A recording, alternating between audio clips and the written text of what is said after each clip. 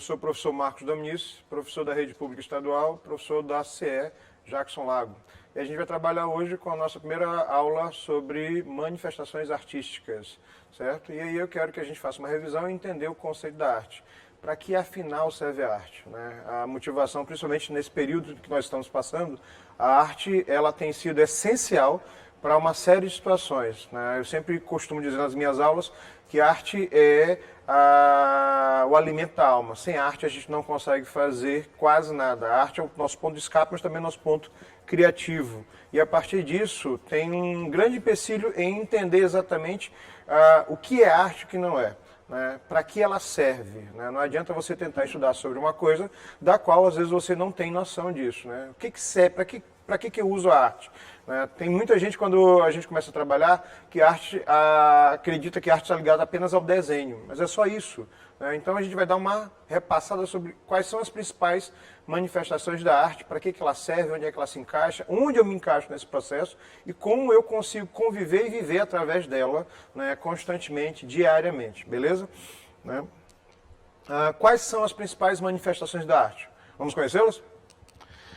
A arte está presente na vida do homem desde o início. Né? As primeiras manifestações, por incrível que pareça, não foram as pinturas rupestres, elas só são as formas de representações do período da época, né? Mas acredita-se que a dança e a música tenham sido as primeiras manifestações, e aí a gente começa a aumentar esse leque. Para que serve a arte? Normalmente, quando eu costumo conversar com os alunos, a primeira palavra que diz é expressar, mas a gente tem uma dificuldade muito grande em dizer expressar exatamente o quê? Expressar como, né? Na medida que eu assisto um filme, na medida que eu escuto uma música, na medida que eu danço quando meu corpo fala, na medida que eu consumo teatro, acabei de aumentar o nosso leque de possibilidades. Então, o objetivo da gente é conhecer alguns conceitos. Cultura, história, sociedade, todos estão interligados com a arte.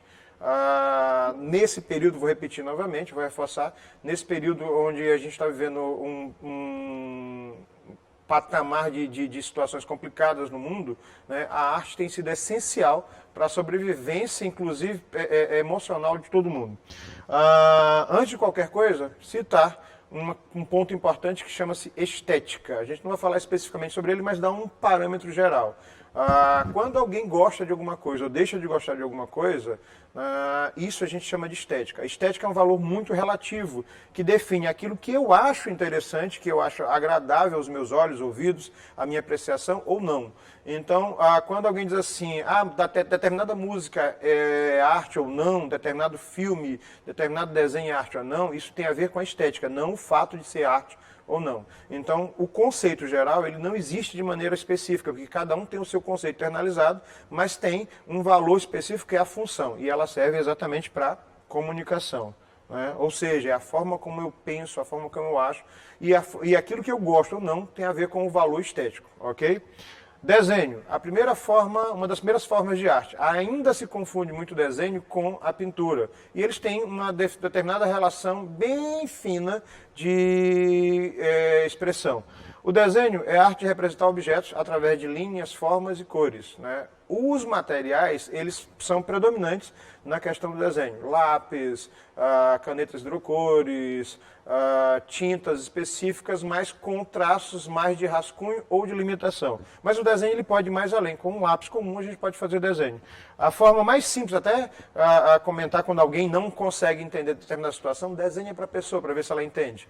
Então o desenho ele pode ser feito de duas maneiras. A mão livre e com instrumentos técnicos. O desenho técnico ele tem mais a ver com áreas específicas, a engenharia, mecânica, a própria arquitetura, que pode ter manifestações artísticas e durante muito tempo ela tem representações ao longo da história, né? Mas o mais interessante é o desenho à mão livre ou desenho artístico, desenho de observação, desenho de memória, desenho de criação.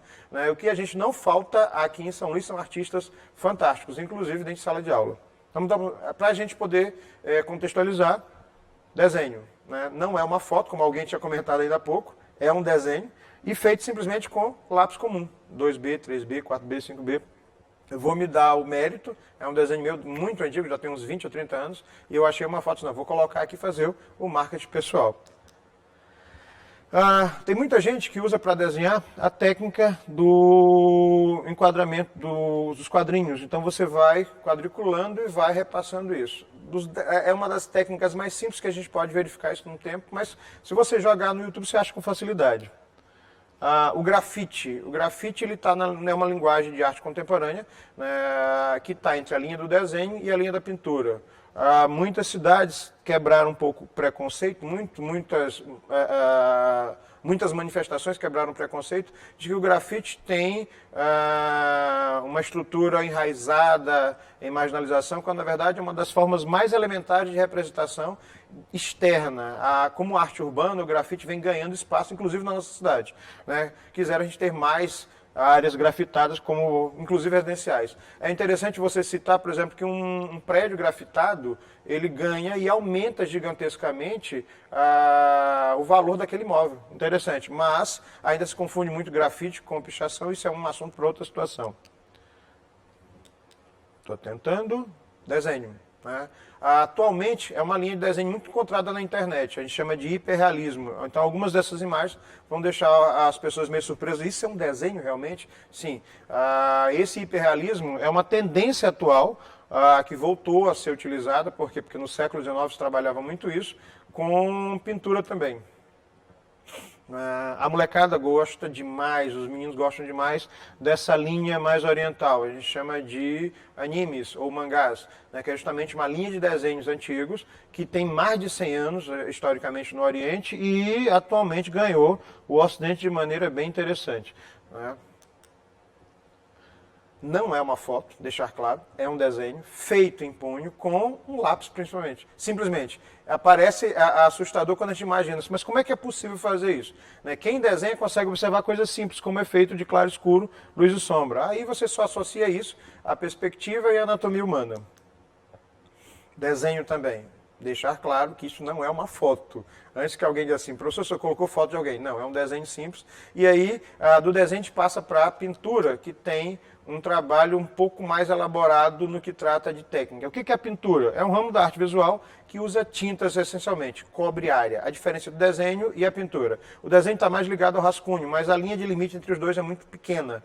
Então, por exemplo, tatuagem, ela está entre o desenho e a pintura. Geralmente, é fácil você definir a pintura em função do uso de materiais como tintas, sprays, entre outras coisas. As tintas elas podem ser líquidas, sólidas e pastosas. E aí você tem várias técnicas específicas de tintas.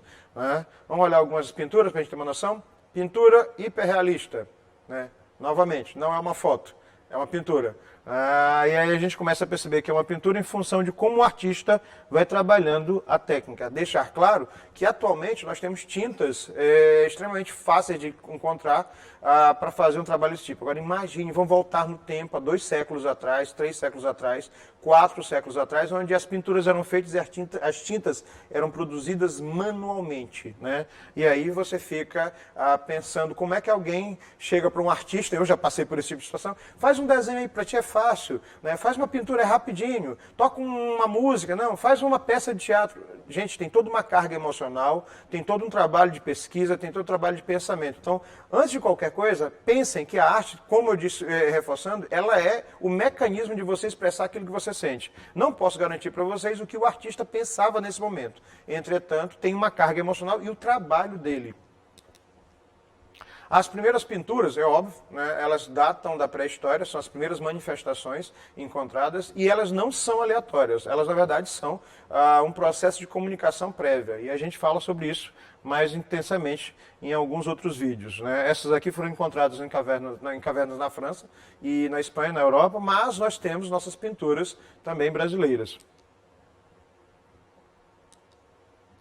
Uma das pinturas mais conhecidas é um mural feito por Leonardo da Vinci, cheio de informações, né? A Santa Ceia, a Última Ceia, ou a Ceia Sagrada, como algumas pessoas chamam. E aí o interessante é de perceber que tem todo um trabalho de pesquisa do artista. Alguns escritores já falaram sobre a obra. O interessante é você perceber que a obra tem uma série de mensagens, mas ela também tem uma estrutura geométrica que a gente pode conversar sobre isso no Renascimento. Não é um quadro, é um mural, ou seja, ele foi feito numa parede de um refeitório. E hoje talvez seja uma das pinturas mais conhecidas do mundo. Alguém se aventura? Vincent van Gogh, uma das figuras mais emblemáticas da história da arte, uma das figuras mais interessantes no que trata de produção, e essa pintura retrata o estado emocional dele, ou seja, cada desenho, cada pintura, cada informação que você produz na arte é um reflexo do teu estado ou de como você vê o mundo, ou seja, o motivo da arte ser tão importante. Uma das figuras mais conhecidas, nossa única pintora brasileira no início do século XX, Tarsila do Amaral, ali um autorretrato que ela mesma produziu, e o quadro mais conhecido dela, que foi vendido por uma bagatela de $1,5 milhão, isso no início do século XX.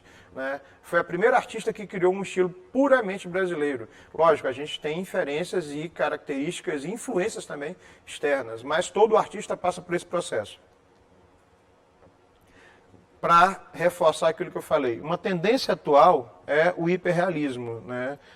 Não sei se a imagem permite, mas o artista, o Luiz Scanuella, ele fez o desenho e trabalha com pintura hiperrealista. O rascunho do resto da imagem está aqui justamente para a gente provar que isso aqui não é uma fotografia, é uma característica do trabalho dele, não é um único.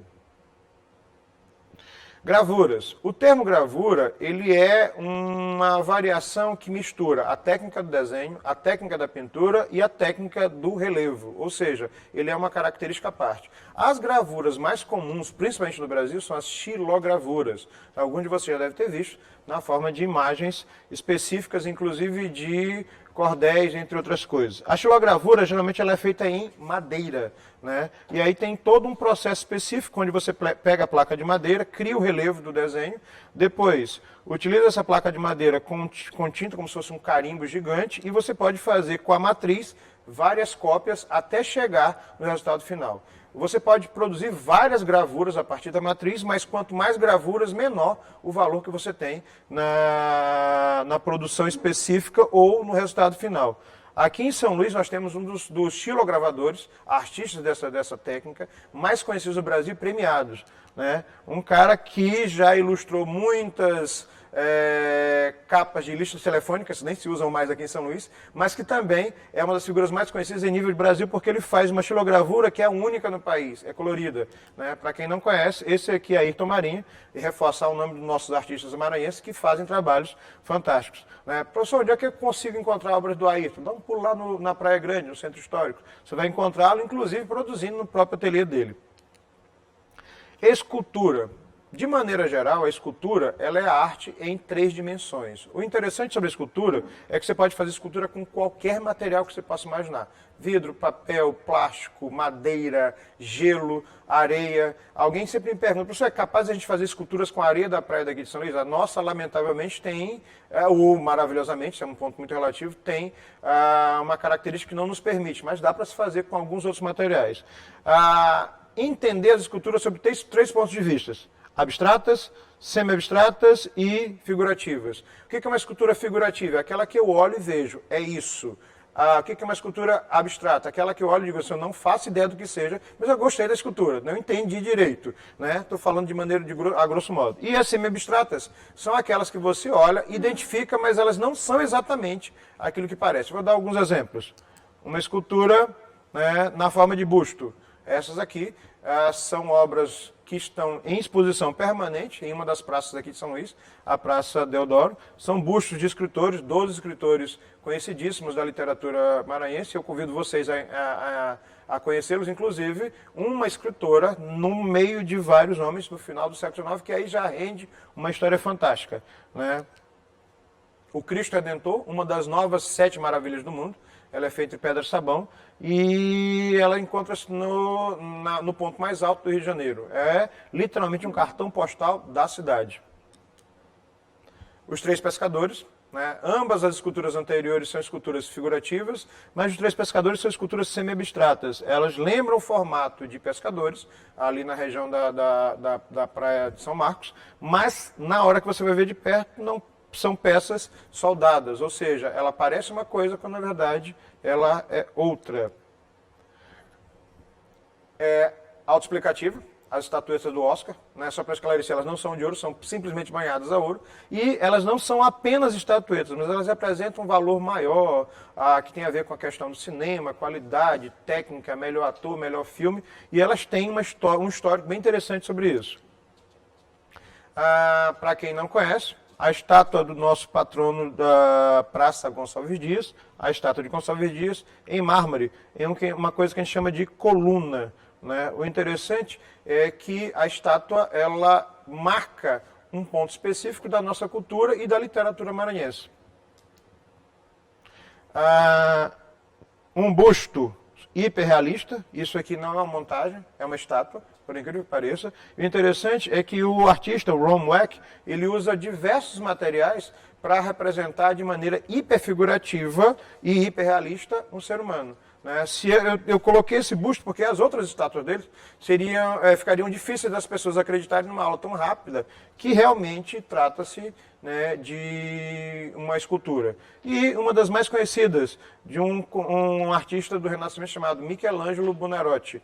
O interessante sobre a obra é que isso tudo aqui é pedra. E aí você tem uma coisa a pensar, como alguém conseguiu no século XVI pegar pedra e tirar lascas até o ponto de fazer esse trabalho maravilhoso. Cristo no colo da Virgem Maria sendo retirado da cruz.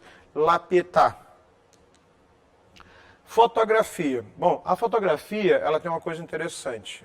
Ela surge no final do século XIX e ela acaba passando como um trator por cima da pintura. Durante muitos anos, a pintura e o desenho foram relegados a um segundo plano em função da fotografia. Hoje, talvez a fotografia seja um dos elementos mais importantes para a nossa sociedade. Nós temos redes sociais que foram criadas a partir da fotografia.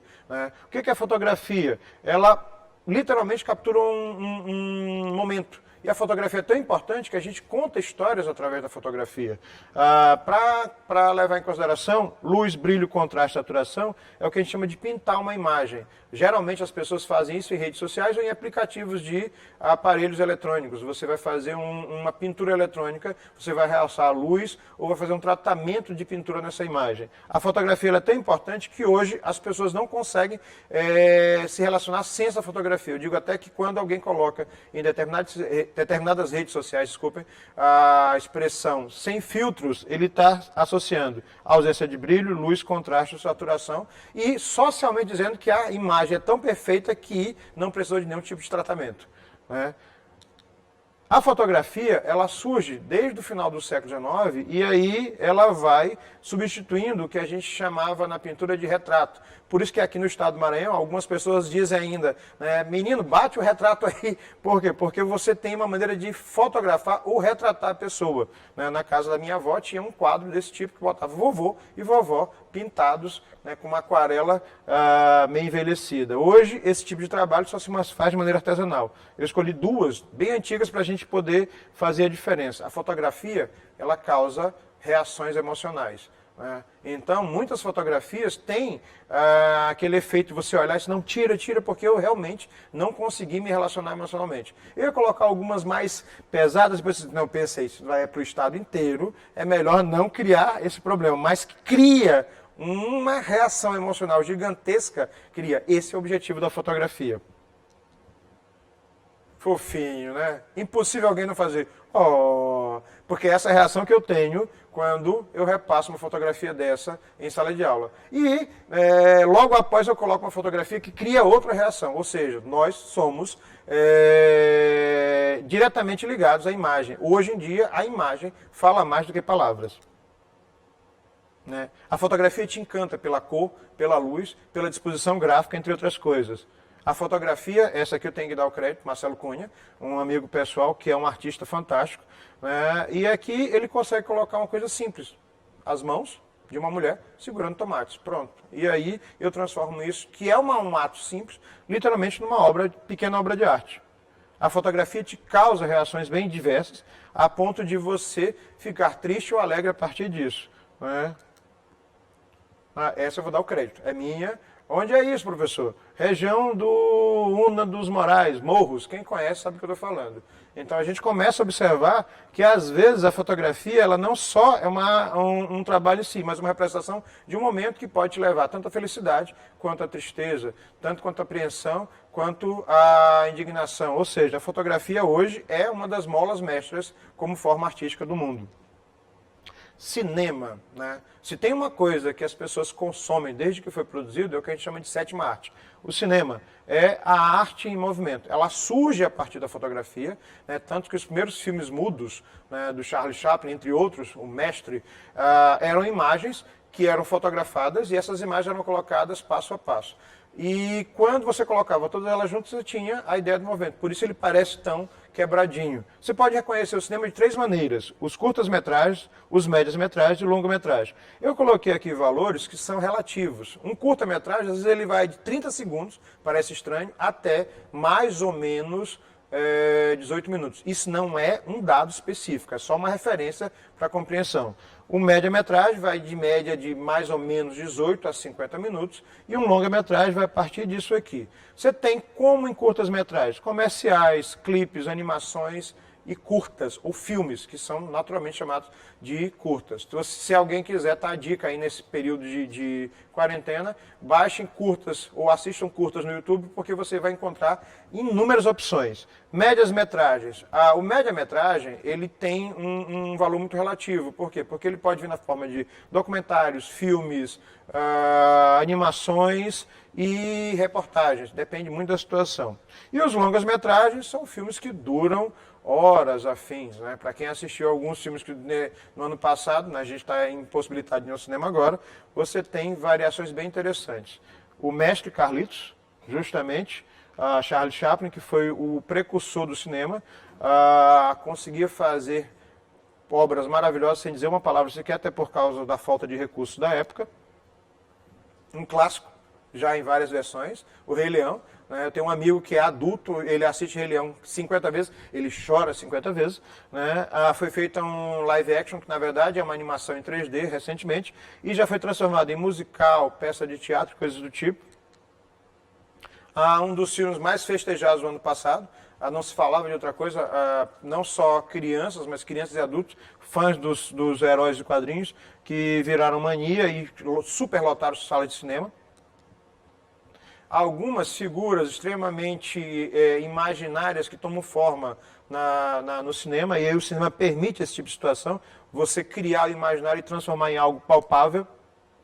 O cinema nacional não deixa nada a desejar. Ano passado nós tivemos um filme com maior bilheteria na história brasileira, até meados do início do ano, do mês de janeiro era o terceiro, e agora já ultrapassou a maior bilheteria. Um dos filmes que tem maior respeito no Brasil por causa da temática, mas também do trabalho de atuação. E um gancho que a gente tem que começar a levar em consideração, que é a produção audiovisual. O que é a produção audiovisual? É você produzir material com a mesma característica do cinema, só que para outras formas, outras plataformas. Exemplo, internet, séries, plataformas de streaming, entre outras coisas. A produção audiovisual atualmente virou uma profissão específica que vai desde um youtuber que pode produzir vídeos até comerciais, ou seja, ele ganha um gancho maior. O cinema continua como a sétima arte, mas a produção visual começou a ganhar TV, cinema, internet, entre outras coisas. Então tem que se levar em consideração o que está se produzindo dessa maneira, beleza? E para a gente finalizar, não podemos deixar de falar que nós temos, né, nosso representante com um nível de humor divertidíssimo, uma criatividade gigantesca, com incentivo, que é um moleque até doido, que é o nosso representante maranhense. Né? Do cinema a gente passa para teledramaturgia. Tele vem da palavra televisão. Dramaturgia é uma palavra de teatro que significa contar histórias, ou seja, contar histórias na TV. A televisão é um mecanismo onde era a maior audiência e, recentemente, o meio mais poderoso de transmissão de mídia. né? Ela vem perdendo espaço, a TV aberta, para a internet. Quer dizer, na verdade não vem perdendo espaço, ela vem se fundindo. Isso deve acontecer naturalmente. Entretanto, na televisão, a gente, principalmente no Brasil, ainda tem uma produção muito grande, não só no Brasil. Séries, minisséries, seriados, telenovelas, que nós costumamos reduzir e chamar de novelas, né? E é lógico, algumas delas, algumas séries, alguns seriados fizeram história. Essa aqui é a primeira versão do Sítio Pica-Pau Amarelo do final dos anos 70, início dos anos 80. Quem tem um pouquinho mais de 40 vai lembrar disso. E, com certeza, vai lembrar das versões, vamos lá, me ajuda, mais recentes. Essa é uma das versões mais recentes e a atual versão do Sítio Pica-Pau Amarelo, que é uma obra ímpar de Monteiro Lobato, que atualmente é vista em animação, mas você pode achar tanto a versão mais nova, as versões medianas, mas as inúmeras versões desse clássico da obra da literatura brasileira. A Grande Família, a segunda versão, porque é a que a gente assistiu até recentemente, durou 11 anos. Ela não foi a primeira montagem é final dos anos 70, mas ela particularmente permeou a vida de muita gente. Eu sempre costumo brincar que a gente sempre tem um parente Agostinho na família, né? E aí a Grande Família passou literalmente a fazer parte da nossa família. É uma das novelas brasileiras com maior índice de audiência, mas também parou o Brasil durante um tempo. Eu acredito que ela está sendo reprisada recentemente. E três nomes que viraram adjetivos no Brasil: Carminha, Nina e Tufão. Durante muito tempo, esses nomes próprios viraram sinônimos e adjetivos de pessoas ou comportamentos. Ou seja, a televisão, a novela brasileira fazendo a vida da pessoa ser encaixada nesse processo. A arte e a vida juntos, né? Eu escolhi uma dessas variações porque achei interessante e vi que está sendo relançada, Malhação, Toda Forma de Amar. Se eu não estiver enganado, é uma produção que é uma novela que dura já uns 10 anos. Né? O objetivo é arranjar novos talentos, mas achei interessante por quê? Porque a gente já tem a inserção de figuras fora do padrão de mídias, né? A mulher negra de classe mais humilde que é representada. Achei bem interessante a significatividade da arte nesse caso. Música. Bom, sobre a música a gente tem que falar uma coisa interessante. Se tem uma forma de arte que ela é democrática e é extremamente abrangente, é música. Todo mundo gosta de música, todo mundo consome música. Tem gente que acorda, ouve música, tem gente que dorme, já ouve música, tem gente que só consegue se concentrar ouvindo música, né? E aí, para a gente poder entender, simplesmente da forma mais elementar, a gente pode classificar como música instrumental, música vocal e canto coral. Professor, alguém conseguiria, sem saber cantar, aprender a cantar? Consegue. Sem saber tocar, consegue. É uma questão muito pessoal. Lógico, algumas pessoas já vêm com o chip que Deus mandou, né? Vai, cantor, vai. Mas isso aqui, como qualquer manifestação de arte, é trabalho. E você se esmerar para isso. Alguns elementos que a gente leva em consideração, quem trabalha diretamente com música: harmonia, timbre, andamento, melodia, intensidade, altura, né? E aí, o que é para se falar sobre música? Música, ela te traz uma carga emocional. A música, ela é intensa, né? Seja ela instrumental, seja ela o canto coral, ou seja ela a música vocal com intérpretes extremamente conhecidos da música popular brasileira. Roberto Carlos, Ivete Sangalo, a nossa maranhense Alcione, entre outros. Teatro. Bom, eu sou de teatro. E aí eu posso garantir para vocês que não existe outra sensação melhor para descrever o teatro do que o prazer de você apresentar um espetáculo para a plateia e a plateia aplaudir e te admirar por que você faz. Mas o que é teatro, na verdade, professor? É uma história que você vai contar, ou seja, o ator conta a história com uma plateia presente. Então, o teatro, ele pode vir na forma de uma série de situações. Espetáculos teatrais, performances, intervenções, pantomimas, declamação de poesia, esquetes, entre outros. O que é interessante do teatro é que a relação com o espectador, ela é muito direta, né? Ou seja, cada apresentação teatral, ela tem e causa uma reação específica na plateia. Nunca uma apresentação vai ser igual a outra, né? Isso aqui é uma apresentação recente do nosso grupo de alunos, o Corcunda de Notre Dame. Uma leitura dramática, que é uma peça de teatro apresentada a partir disso. O clown. As máscaras, que são os símbolos mais importantes do teatro. Um clássico da literatura brasileira, na forma do Ariano Suassuna. E Por último, a dança. A dança é talvez a primeira manifestação artística da história da humanidade. O interessante sobre a dança é que eu sempre comento que quem dança é feliz. Por quê? Porque é uma atividade física, né? Tem gente que ouve a música, a dança vem. Tem gente que